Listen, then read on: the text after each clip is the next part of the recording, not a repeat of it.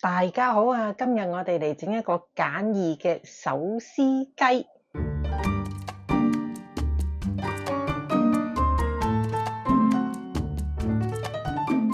咁咧，點解會整呢個餸咧？就係因為咧，有一日我哋落街食飯，睇嚟睇去都唔知食咩好，跟住發現個餐牌，有手撕雞喎，不如試下啦。咁啊嗌咗一個嚟食。然之後咧，嗰兩個小朋友咧就讚不絕口，話好好食啊，好好食啊，好好食。咁但係其實呢一碟餸咧，照咁睇嚟應該都唔係好複雜嘅，咁我就試下做啦。咁材料好簡單嘅，手撕雞就我哋買隻雞啦，薑葱啦。咁調味方面咧就鹽嘅啫，同埋我可能加少少呢個香茅粉咁樣啦。咁你啲芝麻咧買嚟就係即係撕完之後咧揼上面，咁就靚啲啦。咁我哋而家咧就嚟處理隻雞啦。咁我哋要洗乾淨啊，不過咧我就唔係好識即係咁樣點樣洗到佢裡面啊。咁所以我就會將佢咧切開咗一半先。咁跟住咧我陣間去洗咧就會方便啲咯，因為我哋唔係要全隻雞上台食啊嘛。我哋陣間手撕雞都係會將佢搣到一絲絲嘅啲雞肉，咁所以我而家將佢切開一半先。咁呢個 pat pat 我哋都唔會食切龜嘅。可能細佬中意食。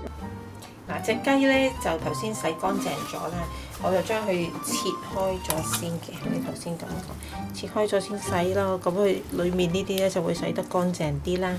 好，咁咧擎乾咗啲水之後咧，我哋就可以醃啦。咁醃頭先介紹過，其實只係用兩種調味料嘅啫，好簡單。一個就係香茅粉啦，咁樣，咁咪有啲味道咧。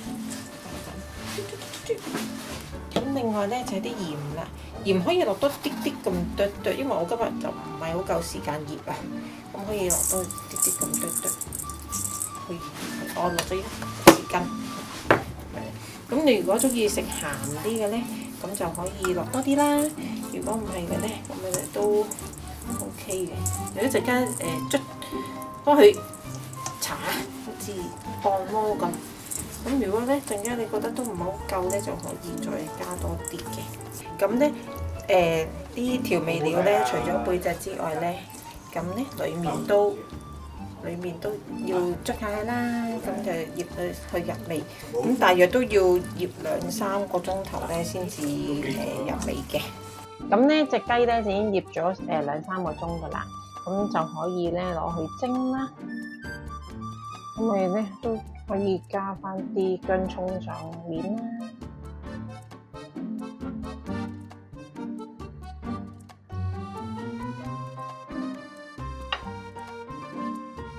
啲咯 ，OK。好啦，咁我哋咧煲滾咗水咧，就可以蒸嗰隻雞啦。咁蒸幾耐咧，就睇下你隻雞嘅大細啦。哎呀，哇！嚇死我！咁樣啦。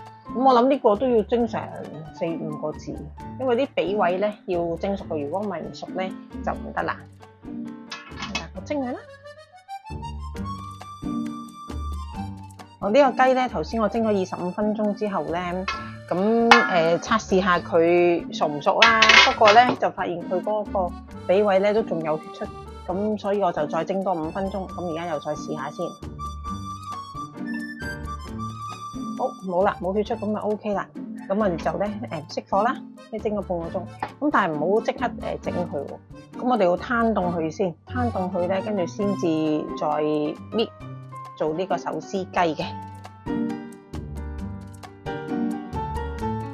好啦，隻雞而家都攤凍咗啦，跟住就可以拎去搣啦。手撕雞，我哋而家可以開始撕雞啦，做手撕雞。小朋友幫手啦！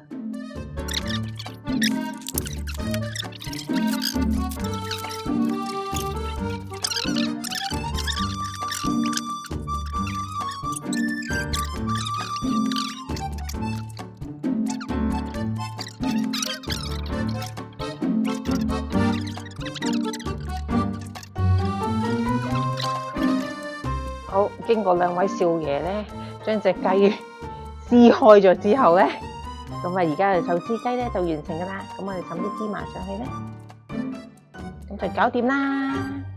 呢味就係手撕雞啦。